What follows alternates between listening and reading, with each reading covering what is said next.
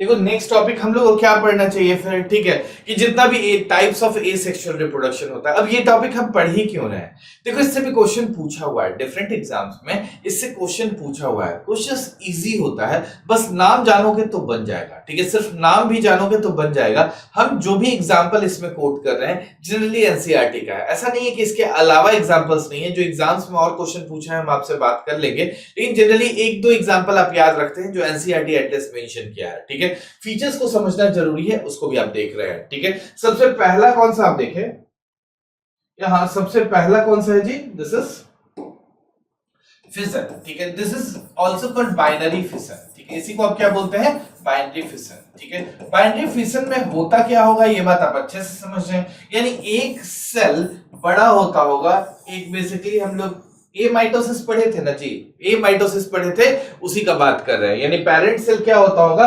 बड़ा होता होगा। पेरेंट सेल बड़ा होकर क्या होगा? दो पार्ट में डिवाइड हो जाएगा, और इसी को बोलते हैं हम लोग बाइनरी फिशन, ठीक है। इसी को आप क्या बोलते हैं? That is binary fission. Binary fission generally होता किसमें है? इसका एग्जांपल आपको याद रखना है, दैट इज अमीबा। किसमें होता है जी? अमीबा, ठीक है। तो बाइनरी फिशन किसमें? अमीबा में। इंपॉर्टेंट है, मतलब इसमें क्या ही बेसिकली बाइनरी फिशन किसमें होता है? ऑर्गेनिज्म में, यही बात कर रहा होता है। ए माइटोसिस जब बात करे थे ना हम लोग, तो भी इसका बात किए हुए थे, ठीक है ना। नेक्स्ट कौन सा है? फ्रेगमेंटेशन। नेक्स्ट कौन सा है? फ्रेगमेंटेशन। फ्रेगमेंटेशन मतलब समझने का पहले कोशिश करो, ठीक है। वर्ड का ही क्या मतलब है? छोटा छोटा फ्रेगमेंट्स हो गया और सबका सब ऑर्गेनिज्म बन गया, ठीक है। यानी एक कोई ऑर्गेनिज्म है, वो छोटा छोटा पार्ट्स में टूट गया और बेसिकली मल्टीपल ऑर्गेनिज्म बन गया, ठीक है। इसका भी एग्जांपल है हमारे पास स्पाइरोगैरा, ठीक है। इसका एग्जांपल क्या है? स्पाइरोगैरा। अब बोलोगे स्पाइरोगैरा ऐसा क्या होता है? देखो मरीन प्लांट्स होता है, क्या होता है basically? This is marine plant, water body के अंदर का है, ठीक है। तो इस केस में क्या होता है कि मल्टीपल पार्ट्स में टूट जाता है, मल्टीपल पार्ट्स में टूट जाता है, और जहां जहां जाके बेसिकली ये वो फैलेगा वहां पर ऑर्गेनिज्म क्रिएट हो जाएगा। तो उसी को क्या बोलते हैं हम लोग? दिस इज फ्रेगमेंटेशन इन स्पाइरोकारा, ठीक है। हम आपको एग्जांपल्स अपने मर्जी से नहीं लिखा रहे हैं, उठा के देखिएगा एनसीईआरटी इन सब में दिया हुआ है, या किसी एग्जाम्स में पूछता है तभी हम डालते हैं, ठीक है ना। तो दैट इज फ्रेगमेंटेशन इन स्पाइरोकारा, याद रहेगा, फ्रेगमेंटेशन इन स्पाइरोकारा। पहला क्या देखे? फिशन या बाइनरी फिशन इन अमीबा, ठीक है। बाइनरी फिशन इन फिलहाल इतना ही याद करना है, binary fission in amoeba, fragmentation in spirogyra. Next क्या दिया हुआ है जी? नेक्स्ट दिया हुआ है बडिंग, ठीक है। नेक्स्ट दिया हुआ है बडिंग। बडिंग आपको याद होगा, इसमें पूछा था बीपीएससी में ही, सीडीपीओ का जो एग्जाम हुआ था ना, उसमें बडिंग पूछा हुआ है, ठीक है। लेकिन बडिंग में हम आपको एग्जांपल दिखा रहे हैं, दिस इज हाइड्रा का, ठीक है। लेकिन एग्जाम में कुछ और पूछा था बडिंग में, ठीक है। एक बार समझने का कोशिश करो बडिंग होता क्या है। यानी बड का फॉर्मेशन होता है। मान लो ये कोई ऑर्गेनिज्म है, इसमें साइड में एक बड निकला, ठीक है। बड मतलब छोटा सा निकला, वो टूट के गिर गया और वहां ऑर्गेनिज्म खड़ा हो गया, उसी को बोलते हैं हम लोग बडिंग, ठीक है। उसी को हम लोग बोलते हैं बडिंग। प्लांट में देखते हो छोटे छोटे क्रॉटन प्लांट, इसी बीपीएससी में पूछा था, ठीक है। बीपीएससी के सीडीपी वाला एग्जाम जो हुआ था उसमें क्या पूछ रहा था कि एक प्लांट है जिसमें बड का फॉर्मेशन होता है, इजी वर्ड यूज किया था, बड का फॉर्मेशन होता है और बड टूट के गिर जाता है और अलग से एक बेसिकली प्लांट बेसिकली जनरेट हो जाता है। इस प्रोसेस ऑफ फॉर्मेशन को क्या वर्ड यूज करते हो? क्या यूज करते हो? बडिंग।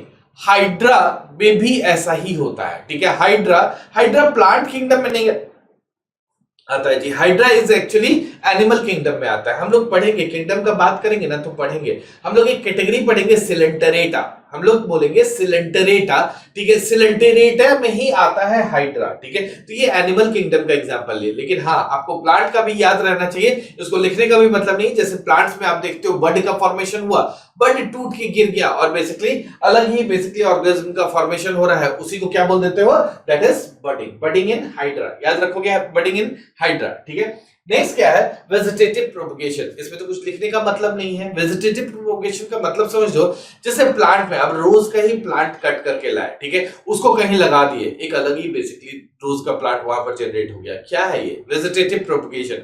आप जितना भी प्लांट को कट करके दूसरी जगह लगाते हो वो सब क्या है? This is vegetative propagation. तो वेजिटेटिव प्रोपगेशन में कुछ ज्यादा नहीं, बस हम लिख दे रहे हैं दिस इज फ्लावरिंग प्लांट। आपको याद भी हुआ है और पता भी है ये, this is flowering plant, flowering.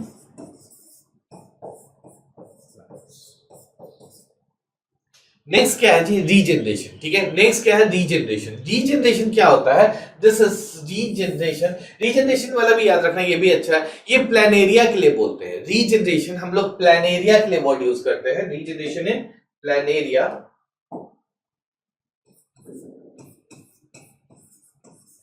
अब प्लानेरिया ये सब वर्ड सुनने में नया लग रहा होगा, फ्लैट वॉर्म को ही प्लानेरिया बोलते हैं। आप तो समझ गए, फ्लैट वॉर्म, ये याद हो जाएगा, अभी नहीं, जब हम लोग टेक्सोनॉमी पढ़ेंगे ना तो ये सब वर्ड्स यूज करेंगे, ठीक है। तो प्लानेरिया को क्या बोलते हो, दैट इज फ्लैट वॉर्म का बात कर रहे हैं। इसमें क्या होता है, रीजनरेशन, जैसे मान लो ये फ्लैट वॉर्म है, ठीक है, ये किसी कारण से दो पार्ट में टूट गया, तो कुछ दिन बाद देखोगे दो अलग अलग ऑर्गेनिज्म तैरता हुआ दिख रहा है, तो ये क्या है, this is the flat warm.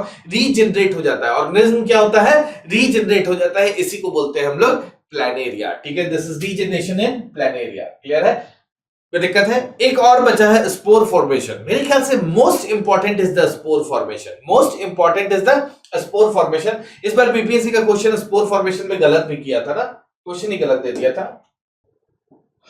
Spore formation actually में हम लोग किस में बात करते हैं, फंगस में, ठीक है, स्पोर फंगस, ठीक है, या फिर हम राइजोपस लिख देते हैं यहाँ पर, राइजोपस फंगस, ठीक है, राइजोपस, ठीक है। ये बात तो आप पहले से जानते हो, कैसे, सब आप पहले से ही जानते हो, तो पढ़ क्यों रहे हो, ठीक है, उसी को रिवाइज कर रहे हैं, कुछ नया पढ़ते नहीं हम लोग, ठीक है। स्पोर फॉर्मेशन किसमें हम लोग देख रहे हैं, दैट इज राइजोपस फंगस का बात कर रहे हैं, ठीक है। राइजोपस फंगस आप जानते हो क्या है, ब्रेड मोल्ड को ही बोलते हैं, ठीक है, ब्रेड जो खराब हो जाता है उसी को क्या बोलते हैं, राइजोपस, ठीक है, उसी को क्या बोल देते हैं, राइजोपस, ठीक है, यहीं पे लिख दे रहे हैं, ठीक है, दिस इज ब्रेड, ये वर्ड ज्यादा कॉमनली यूज होता है, इसको याद रखो, ठीक है। ब्रेड मोल्ड को ही हम लोग राइजोपस फंगस का बात कर रहे हैं। इसमें फॉर्मेशन कैसे होता है, थ्रू स्पोर फॉर्मेशन। अब थोड़ा सा स्पोर फॉर्मेशन वर्ड को समझ लो, उसके बाद देखेंगे। देखो स्पोर फॉर्मेशन मतलब ऐसा कुछ होता है, ठीक है, स्पोर फॉर्मेशन मतलब ऐसा कुछ स्पोर बनता है, ये है स्पोर, ठीक है, ये है स्पोर, ठीक है। स्पोर में क्या होगा, डॉट डॉट मतलब नेकेड गैमेट्स होता है, ये जो डॉट डॉट बना रहे हैं ये क्या है, नेकेड गैमेट्स, ठीक है, this is naked gametes, naked gametes.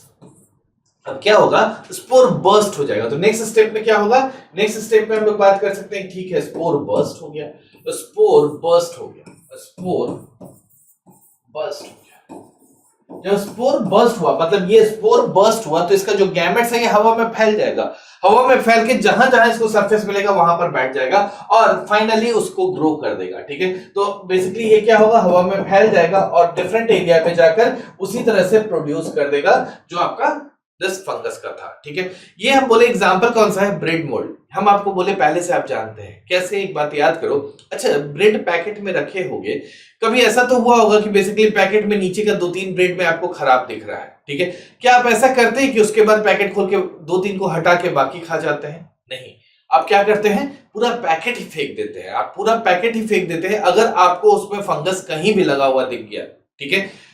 Common sense लगाओ, पूरा पैकेट क्यों फेंके, काट के उसको साइड से हटाकर भी खा सकते थे ना, ठीक है, लेकिन फिर भी आप बचपन से देखते हैं पूरा पैकेट ही फेंक देते हैं। इसका मतलब आपको कहीं ना कहीं ये तो पता ही है ना कि बेसिकली इसमें फंगस लग गया है, पैकेट बंद था, ठीक है, पैकेट बंद था, इसका मतलब स्पोर जब बर्स्ट हुआ तो उस पूरे एनवायरनमेंट में, जो पूरा एयर का एनवायरनमेंट है उसमें आपका दिस फंगस मतलब दिस स्पोर फैल चुका है, ठीक है, नेकेड गैमेट्स फैल चुका है और जो जो सरफेस एरिया मिलेगा वहां पर वो प्रोड्यूस हो रहा है, ठीक है। इसका मतलब पूरा ब्रेड का पैकेट एक्चुअली में खराब हो चुका है, दिस इज द फैक्ट, ठीक है, क्योंकि आप समझो ना, पैकेट बंद है, उसके एयर के पूरे एनवायरनमेंट में नेकेड गैमेट्स को जहां जहां सरफेस मिला जाकर बैठ गया, ठीक है, इसका मतलब वो पूरा ही ब्रेड को खराब कर चुका है, ठीक है। इसलिए आप एक चीज और देखे होंगे, कभी भी फंगस लगा हुआ सामान आप सबसे पहले फेंकते हैं, ठीक है, हालांकि और भी सामान आपके फ्रिज में पुराना रह सकता है जैसे खराब हो रहा है, लेकिन उसको नहीं, उस पर ज्यादा फोकस नहीं करते, जहां फंगस लग गया आप तुरंत फेंक देते हैं, क्योंकि आपको मन में यह बात पता है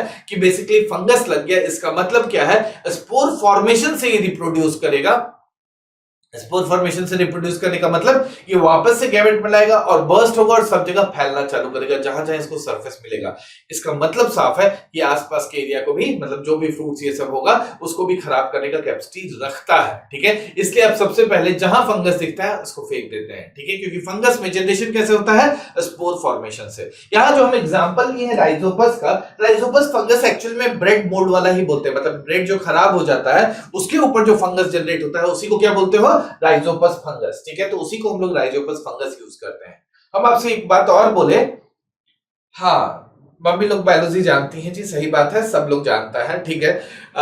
देखिए ये जैसे हम बोले आपसे कि एग्जाम में गलती कर दिया था इस क्वेश्चन में, एग्जाम में गलती क्या किया था, of course fungus is the correct option, Rhizopus fungus दिया या fungus is the correct option, लेकिन जब हम लोग प्लांट का कैटेगरी में पढ़ेंगे ना तो भी बात करेंगे इसमें, क्योंकि उसमें भी 3 तरह का होता है, जैसे this pteridophytes I think option में दिया था ना जी, मुझे भी एग्जैक्ट ऑप्शन नहीं आ रहा, शायद टेरिडोफाइट्स दिया था। टेरिडोफाइट्स भी बेसिकली स्पोर फॉर्मेशन से ही होता है, but that comes in the category of plants, ठीक है। तो दोनों ऑप्शन दे दिया था, आपको एक मार्क करना था, लेकिन दोनों सही था कि उसमें भी बेसिकली रिप्रोडक्शन कैसे होता है, the method of reproduction in this lower plants, in this lower plants, जैसे ब्रायोफाइट्स, थैलोफाइट्स और pteridophytes, bryophytes, thallophytes and pteridophytes, इन तीनों को हम लोग लोअर प्लांट्स बोलते हैं। इसमें भी रिप्रोडक्शन स्पोर फॉर्मेशन से ही होता है, लेकिन ये बात हम आपको अभी नहीं लिखवा रहे हैं, ये लिखवाएंगे जब हम लोग प्लांट का बात करेंगे, जब ये तीनों पढ़ेंगे तब हम आपसे बात करेंगे इन तीनों में रिप्रोडक्शन कैसे होता है। इसलिए एक वर्ड वहां यूज करेंगे, क्रिप्टोगैमे, क्रिप्टो मतलब छुपा हुआ, ठीक है, हिडन, ठीक है, क्रिप्टोगैमे मतलब method of reproduction is called cryptogamae in those plants, these are the lower plants and the reproduction method is spore formation। और बीपीएससी यही ऑप्शन में गलत किया था और उस क्वेश्चन को हटाया था। क्लियर है, चलो समझ गए थे, यही 6 तरीके हम लोग बात कर रहे थे, कोई दिक्कत है, ये समझ में आ गया, चलिए ठीक है, गुड। एक बात समझिए, हम लोग 6 मेथड्स का बात कर लिए हैं, ठीक है। सबसे पहले फिजन आप समझ चुके हैं, बाइंडिंग फिजन का बात किए, बाइंडिंग फिजन में क्या हुआ, एक न्यूक्लियस बड़ा हुआ, क्लीवेज का फॉर्मेशन हुआ और डिवाइड हो गया 2 पार्ट में, ये बात हम लोग ए माइटोसिस में कर चुके थे। दूसरा हम लोग फ्रेगमेंटेशन देखे, वर्ड फ्रेगमेंट्स का ही मतलब हो रहा है छोटा छोटा फ्रेगमेंट्स में टूट जा रहा है और बेसिकली बहुत मतलब जहां जहां जा रहा है वहां रिप्रोडक्शन कर दे रहा है, दैट इज कॉल्ड फ्रेगमेंटेशन। इसका एग्जांपल देखिए, spirogyra, spirogyra is actually marine plant, it comes in the category of marine plant. इसके बाद आप बोले बडिंग, बडिंग में क्या हम लोग देखे, हाइड्रा में, ठीक है, बडिंग किसमें देखे, हाइड्रा में, ऐसे थोड़ा सा बड का जनरेशन होगा, बड का जनरेशन होगा और उससे सेपरेट हो जाएगा और अलग ऑर्गेनिज्म खड़ा कर देगा, उसी को आप क्या बोलते हो, बडिंग, ठीक है। बडिंग मतलब समझ गए ना, बडिंग मतलब क्या है, ऐसे कुछ बड का फॉर्मेशन होगा और ये बड टूट के अलग हो जाएगा मेन से और उसके बाद वो अलग ऑर्गेनिज्म खड़ा कर देगा, उसी को बोलते हैं हम लोग बडिंग, ठीक है। नेक्स्ट हम लोग वेजिटेटिव प्रोपगेशन हम नहीं बता सकते हैं क्योंकि आप शुरू से वेजिटेटिव प्रोपगेशन आप करते आए हैं, यानी प्लांट को कट करके दूसरी जगह लगा देना, क्या है, this is vegetative propagation. Money plant में भी यही करते हो, रोज का प्लांट में भी यही करते हो। नेक्स्ट आप क्या देख रहे हो, रीजनरेशन। रीजनरेशन किसमें बात किया, प्लेनेरिया, प्लेनेरिया मतलब फ्लैट फॉर्म होता है, फ्लैट फॉर्म में हम लोग पढ़ेंगे फ्लैट फॉर्म को डिटेल से, यहां नहीं देख रहे हैं, ठीक है। फ्लैट फॉर्म में क्या होगा, एक फ्लैट फॉर्म जैसे टूट गया बीच में से और रीजनरेट हो गया, मतलब दोनों ऑर्गेनिज्म नया खड़ा कर दिया, ठीक है। स्पोर फॉर्मेशन आप डिटेल से समझ चुके हैं, स्पोर फॉर्मेशन इस बार में भी पूछा था, बट भी हालांकि बीपीएससी पूछा हुआ है, ठीक है। तो स्पोर फॉर्मेशन में याद रखिएगा, this is Rhizopus fungus. Generally हम लोग ब्रेड मोल्ड का बात कर रहे हैं, राइजोपस फंगस मतलब हम लोग ब्रेड मोल्ड का बात कर रहे हैं। इसी में आप एमएससी समझने का कोशिश किए कि ऐसे स्पोर का फॉर्मेशन होता है जिसके अंदर नेकेड गैमेट्स होता है, जिसके अंदर नेकेड गैमेट्स होता है, नेकेड गैमेट्स है तो बेसिकली स्पोर बर्स्ट होगा, बर्स्ट होगा तो एनवायरनमेंट में फैल जाएगा और सब तरफ दिस फंगस का जनरेशन होगा। इसके साथ साथ हम आपको एक बात और बोले कि स्पोर फॉर्मेशन सिर्फ फंगस में नहीं होता है, इसके अलावा प्लांट्स भी है, जैसे लोअर प्लांट्स का तीनों कैटेगरी जो आता है उन तीनों में इसका बेसिकली स्पोर फॉर्मेशन से ही रिप्रोडक्शन होता है। These are the general methods, ठीक है। एक और पॉइंट हम लिख दे रहे हैं, जैसे देखो यहां पर लिखने का नहीं, ऐसे टॉपिक हम लोग पढ़ेंगे बायोटेक्नोलॉजी में, दैट इज क्लोनिंग, ठीक है। एक बस बात यहां पर याद रखना, cloning is also a type of asexual reproduction. कहां लिख दिया जाए,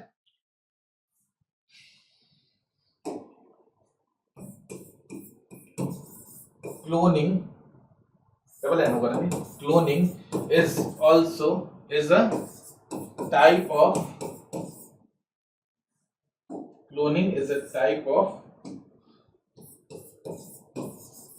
asexual reproduction,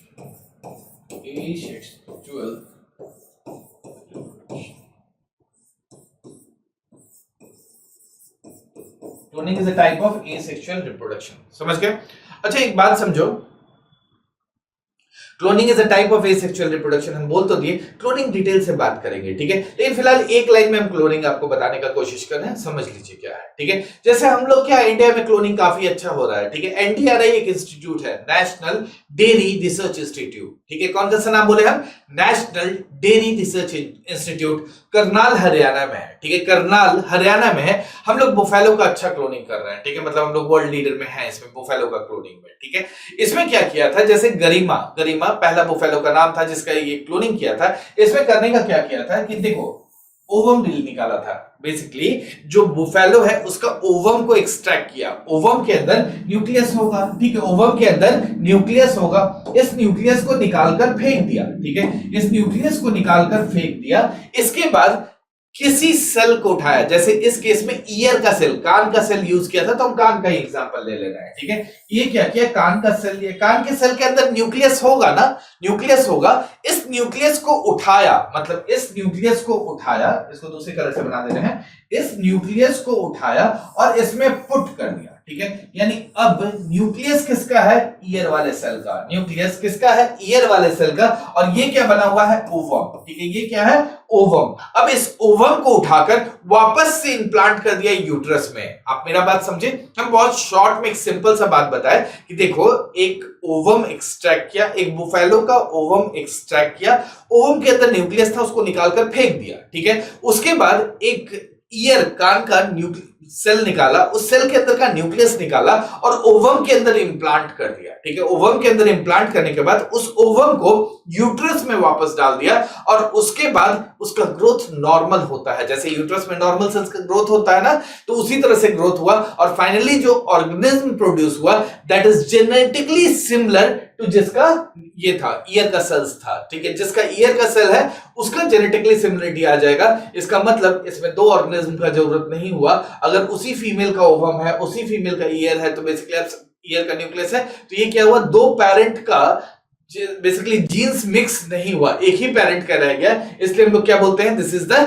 asexual reproduction, this is the asexual reproduction, इसलिए आता है, ठीक है। तो cloning is also a type of asexual reproduction, मेरे ख्याल से दिक्कत नहीं होना चाहिए, क्लियर है। Cloning is also a type of asexual reproduction, clear है। अब देखो यहां हम आपको इतना तो बताया कि बेसिकली देखो इसका न्यूक्लियस निकाला, इधर डाला। आप ये भी तो मेरे से पूछ सकते हो क्यों किया ऐसा, ठीक है। ओवम का न्यूक्लियस में क्या दिक्कत था कि बेसिकली न्यूक्लियस को हटाकर दूसरी तरफ डाला। इसमें एक छोटा सा कंसेप्ट है, हालांकि इसको हम लोग बाद में भी पढ़ेंगे। दो तरह का सेल्स होता है, एक होता है हैप्लॉइड, एक होता है हैप्लॉइड सेल और दूसरा होता है डिप्लॉइड सेल।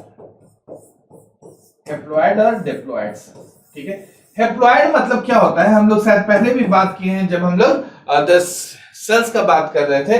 तो this is half set of chromosome, this is half set of chromosome, ठीक है, क्रोमोसोम। और ये डिप्लॉइड मतलब क्या होता है, complete set, complete of chromosome. और जो टॉपिक हम लोग देख रहे हैं, ये पढ़ क्या रहे हैं हम लोग, रिप्रोडक्टिव सिस्टम।